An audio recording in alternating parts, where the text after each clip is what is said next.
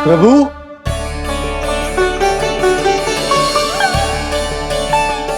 प्रभु, मैंने आपके अवतार को हानि पहुंचाने का प्रयास किया, फिर भी आपने मुझे दर्शन दिया। देने ही पड़े। तुम्हें मेरे चरणों का स्पर्श जो मिल गया। तुम्हें आश्चर्य हो रहा होगा, एक साधारण से स्पर्श से तुम्हें वो मिला जो बड़े से बड़े ऋषियों को भी कठिन से कठिन तपस्या के बाद भी नहीं मिलता। इसका उत्तर तुम्हारे अतीत में छुपा है। दैत्य हिरण्याक्ष के पुत्र के रूप में तुम्हारा जन्म हुआ था। शीघ्र ही तुम बहुत अधिक विशाल और असीम बलशाली हो गए थे, पर तुम अपनी शक्ति का प्रयोग अनुचित ढंग से करते थे। एक दिन तुमने महर्षि लोमस के आश्रम में बहुत ही उत्पात मचाया, हरे भरे वृक्षों को नष्ट कर दिया।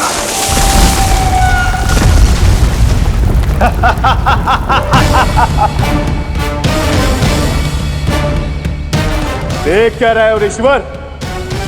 ये विशाल वृक्ष भी मेरे इस विराट तन के आगे कुछ भी नहीं है।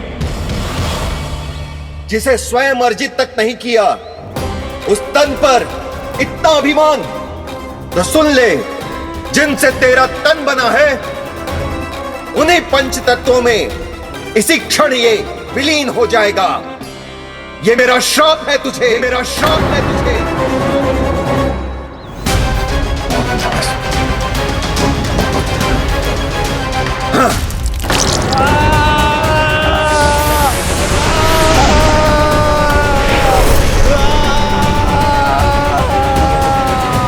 पर तभी तुम्हें अपनी भूल का आभास हुआ और ऋषि लोमस से तुमने क्षमा याचना की। क्षमा करे ऋषिवर, क्षमा करे। मैं मूर्ख, अभिमानी हूँ, अज्ञानी हूँ, परंतु आप तो दया के सागर है। कृपा करे ऋषिवर, कृपा करे। बिना तन के मैं कैसे जीवित रह पाऊंगा? तुम जीवित भी रहोगे और अपने दैनिक कार्यों का संचालन भी कर पाओगे, किंतु सजीव प्राणियों या निर्जीव वस्तुओं की सहायता से। ऐसा जीवन तो मृत्यु के समान है ऋषिवर। इससे अच्छा है आप मुझे जीवन से मुक्ति दे दो। मुक्ति भी अवश्य मिलेगी तुम्हें, पर जब तुम परम प्रभु श्री हरि नारायण के चरणों का स्पर्श करोगे, चरणों का स्पर्श करोगे। और यही नहीं शक्तासुर, कल जब तुम मुझे खोज नहीं पा रहे थे, तब भी तुमने हार नहीं मानी। 7 प्रहर तक 7 बार मेरी और मेरे गोकुल की परिक्रमा की। इस क्रम में तुमने अनजाने में ही अपना पश्चाताप पूरा किया और पुण्य अर्जित कर लिया। इसलिए मैं तुम्हें मोक्ष प्रदान करता हूं। इसलिए मैं तुम्हें मोक्ष प्रदान करता हूं।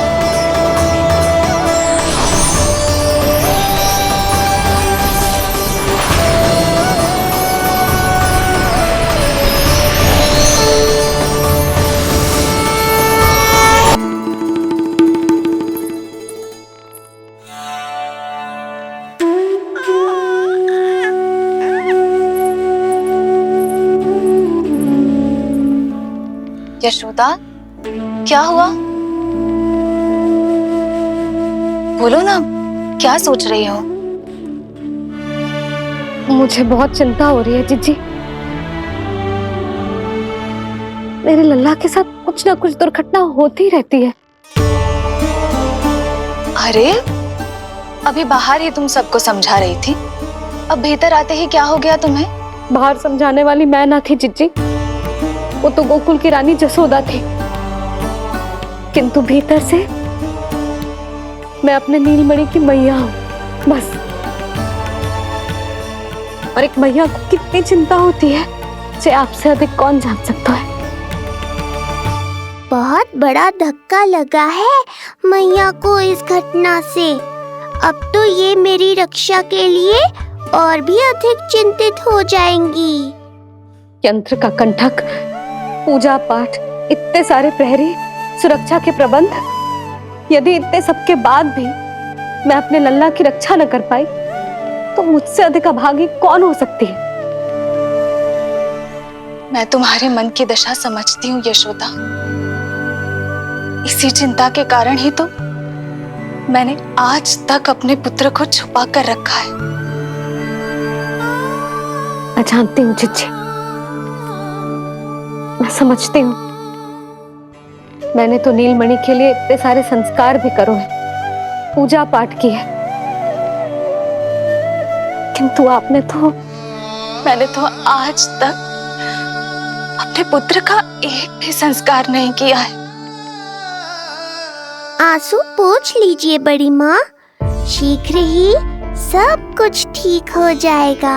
जब मैंने उसे जन्म दिया उसके बाद से आज तक न उसे घर के बाहर लाई हूँ न कोई संस्कार किया है। मैं तो उसका नामकरण भी नहीं करवा पाई हूँ यशोदा। उसके जन्म के समय स्वामी ने यह संदेश भिजवाया था कि उस कंस को हमारे पुत्र के बारे में तनिक भी भनक नहीं पड़नी चाहिए। तब से आज तक भय के छाव में जीती आई हूँ कि वो कंस कहीं हमारे पुत्र को भी ना मार दे, जैसे देवकी के सारे संतानों को मार दिया है। ये आशंका कभी सत्य नहीं होगी बड़ी माँ, मैं हूँ ना। माँ अपनी संतान के मन की बात बिना कहे ही समझ जाती है। आप भी समझ जाओ ना मैया।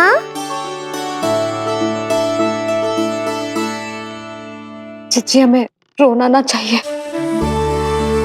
हमें देख के लल्ला भी रो रहा है। मैया, आपकी सहायता की आवश्यकता है मुझे ऐसे क्यों लग रहा है जैसे लल्ला मुझसे कुछ कहना चाह रहा है। दाऊ को हम सबसे दूर कब तक रखेंगे बड़ी माँ? ये सोच रहा होगा कि अब तक आपने इसके दाऊ को छुपा के क्यों रखो है। मैं उनसे मिलना चाहता हूँ मैया। जिज्जी, कितना मन करता होगा ना इसका अपने दाऊ से मिलने का।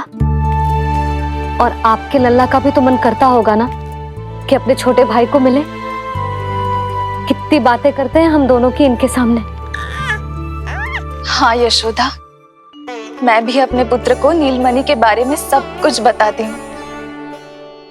तो बस फिर हमें साथ साथ रखिए ना। मेरा आधा हिस्सा है वो, उनके बिना मैं अधूरा हूँ मैया। ये दोनों भाई एक दूसरे के बिना अधूरे हैं जिज्जी। हमें इन दोनों को साथ ही रखना चाहिए। आप ही सोचो, यदि नीलमणि की रक्षा होगी तो आपका लल्ला भी तो सुरक्षित रहेगा। तुम सच कह रही हो यशोदा। हमें इन दोनों को मिलाना चाहिए और साथ में ही रखना चाहिए, सुरक्षित। तब तो शीघ्र ही पंडित जी को बुलाकर हमें शुभ मुहूर्त निकलवाना चाहिए। शुभ मुहूर्त? हाँ, शुभ मुहूर्त। दोनों भाइयों के मिलन के साथ साथ उनका नामकरण संस्कार भी करवा देते। अब अपने दाऊ से मिलूंगा मैं।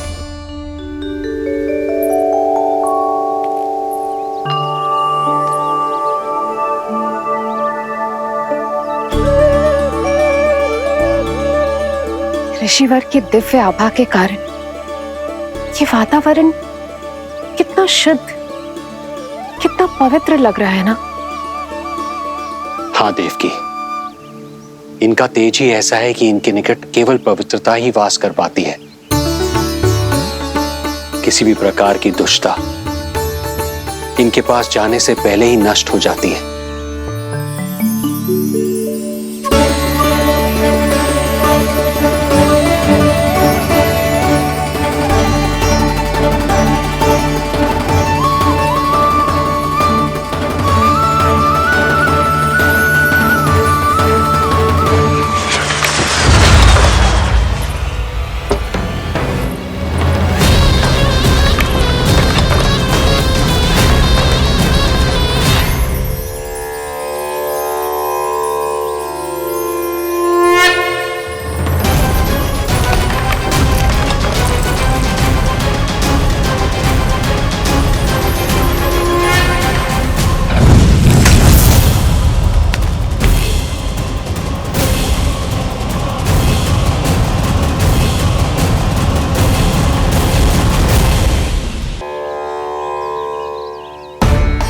इनका तेज ही ऐसा है कि इनके निकट केवल पवित्रता ही वास कर पाती है।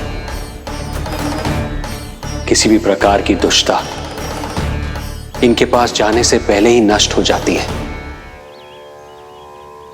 यदि महर्षि की इच्छा के बिना मैंने भीतर प्रवेश किया तो कहीं ये मुझे श्राप ना दे दे। नहीं नहीं, इससे तो अच्छा है कि मैं यहीं आश्रम के बाहर रुकूं और यहीं से इन दोनों पर दृष्टि रखूं।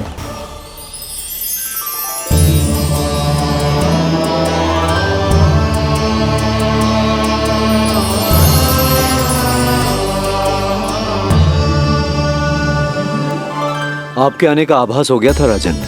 गुरुदेव, जो संतानें हमने खो दी है उनका श्राद्ध करवाने की विनती लेकर हम आपके पास आए हैं। आपका आना व्यर्थ नहीं जाएगा राजन, परंतु मुझे आभास हो रहा है श्राद्ध कर्म इस भेंट का एकमात्र कारण नहीं है।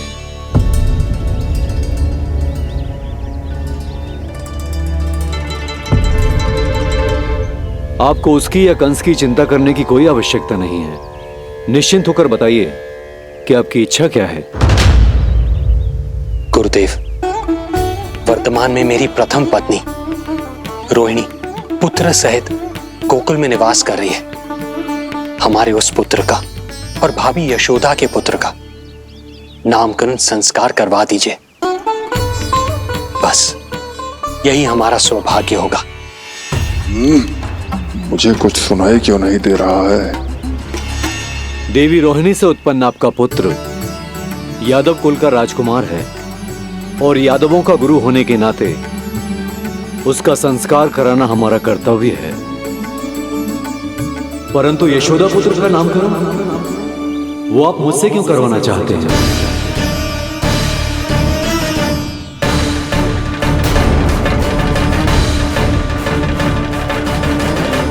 गुरुदेव, सत्य ये है कि रुक क्यों गई रानी देव की? आपके मन में जो कुछ है कहिए। ये कैसी दुविधा में फंस गया मैं। यदि मैंने गुरुदेव को यशोदा पुत्र का सत्य बताया तो कंस को भी पता चल जाएगा, और यदि नहीं बताया तो कहीं ऐसा ना हो कि ऋषिवर ही बुरा मान जाए। लगता है आप दोनों की दुविधा मेरे अनुमान से भी बहुत बड़ी है। अपनी या अपने पुत्र की कुंडली लाए हैं राजन? जी गुरुदेव, अपनी कुंडली है मेरे पास। देवकी,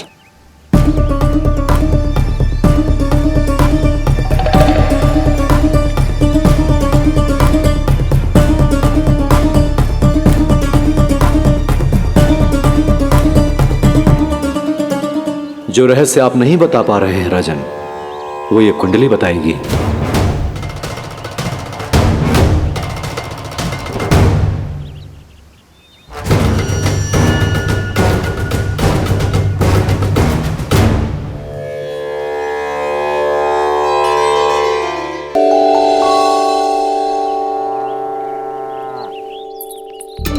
लल्ला, बता कैसी है जगदा? मैया को हो क्या गया है आज? देख, सही सही बताइयो।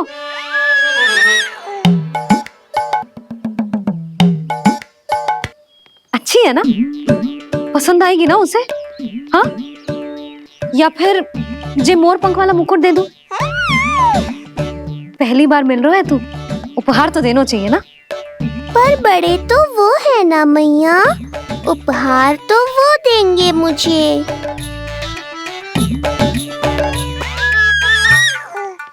ना ना, मोर पंख वाला मुकुट तो मेरे लल्ला का है ना, जे ना दे सकते। तेरे जैसा कोई कंठक या चांदी वाला कड़ा दे दूं? हाँ? इस मिलन के लिए मुझसे अधिक उतावली तो मैया है।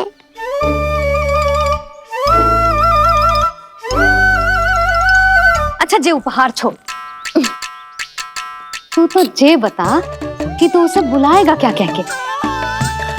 अन्य सभी के जैसे बड़े भैया या गांव वालों के जैसे दद्दा बुलाएगो, या फिर बड़े नगरों में जैसे बुलाते हैं ज्येष्ठ भ्राता बुलाएगो? या फिर प्रेम से बुलाएगो दाऊ? दाऊ बुलाएगो ना?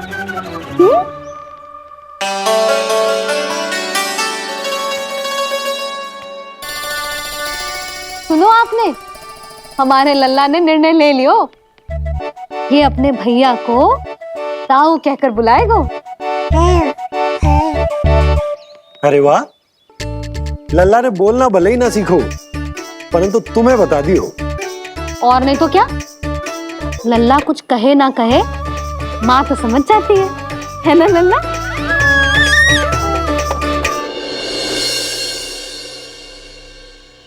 और इसने दाऊ वाली बात पे हाँ भी की है। हाँ हाँ तो सदानंद जी ने भी कर दी है। लो, मैं तो भूल ही गई, क्या कही पंडित जी ने? बता तो ना यशोदा, बाहर से आया हूँ, हाथ पैर तो धो लूं। हाँ, ये लो। अब बताओ, कब का मुहूर्त निकालो है? तनिक हाथ मुंह पूछ लो। अब बताओ क्या कही उन्होंने? यशोदा थक गए हूँ, तनिक सांस तो लेने दो। बाहर से आया हूँ, जलना पूछोगी?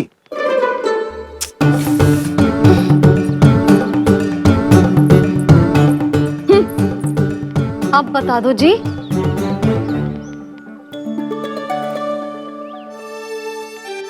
बाबा अब बता भी दो, नहीं तो खेल खेल में खेल हो जाएगा। हाँ बताओ।